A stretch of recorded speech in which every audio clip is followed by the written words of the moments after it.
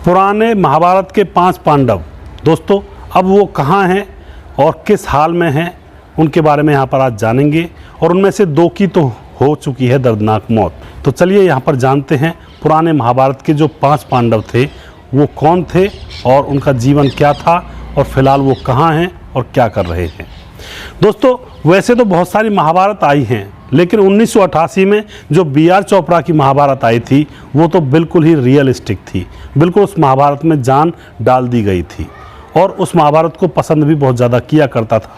और उस महाभारत के जितने भी पात्र थे जैसे कि कृष्ण, पांडव, भीष्म पिता, इन सभी को लोग उन्हीं पात्रों में समझने लगे थे।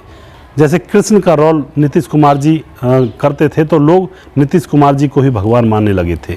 यानी कि लोगों की आस्था इतनी बढ़ गई थी उस महाभारत के प्रति, लोग उन कैरेक्टरों को सच्चे कैरेक्टर मानने लगे थे। उन्होंने अदाकारी ही इतनी गहराई से की थी और B.R. चोपड़ा ने पूरा शोध करके यह धारावाहिक बनाई थी। ऐसे ही नहीं हवा में बना दी हो, सारे श्लोकों का अध्ययन किया गया था। और जो सात्विक रोल थे जिन लोगों के, उनको सात्विक रहने के लिए कहा भी गया था।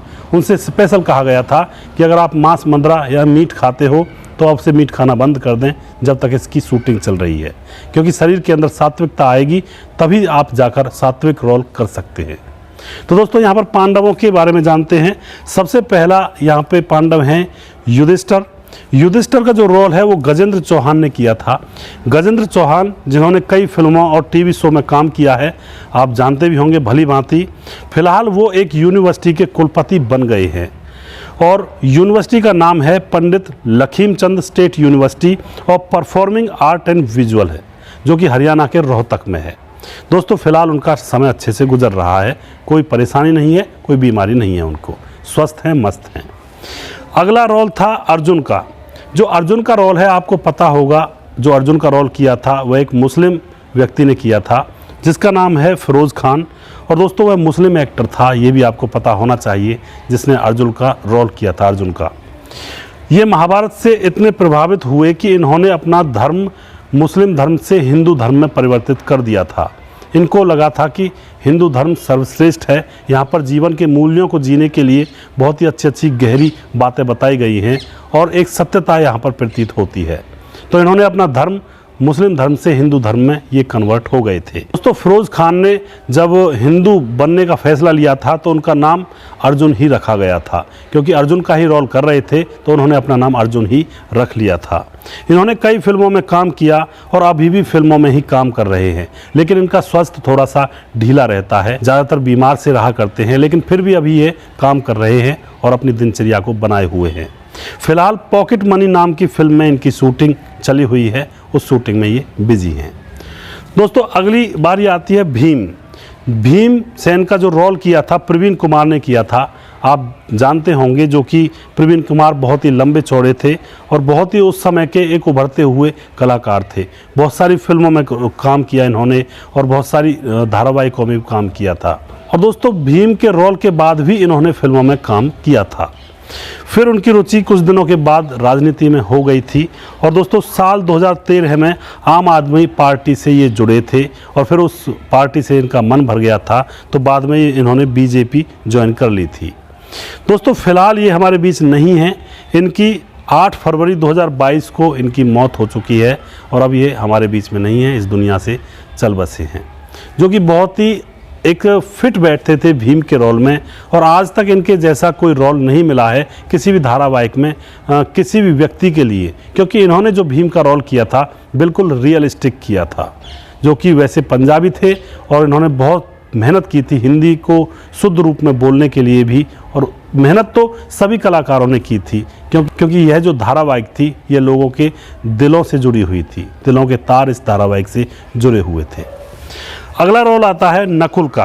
दोस्तों नकुल का जो रोल किया था वो समीर चित्रे ने किया था। समीर चित्रे ने निभाया था। ये बहुत ही कम लाइमलाइट में रहते थे।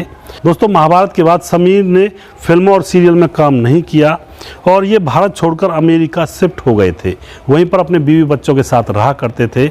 लेकिन दोस्तों अब समीर हमारे बीच नहीं हैं, इनकी साल 2019 में मौत हो चुकी है। तो दोस्तों ये जो समीर चित्रे थे इन्होंने नकुल का रोल बहुत ही अच्छे से निभाया था। अगली बारी आती है सहदेव के रोल की। सहदेव के रोल के लिए दोस्तों संजीव चित्रे ने तैयारी की थी और बहुत ही कम लोगों को पता है कि नकुल और सहदेव वास्तव में भी असल भाई थे।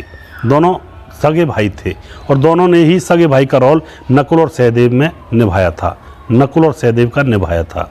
संजीव चित्रे को भी एक्टिंग में ज़्यादा मौका नहीं मिला।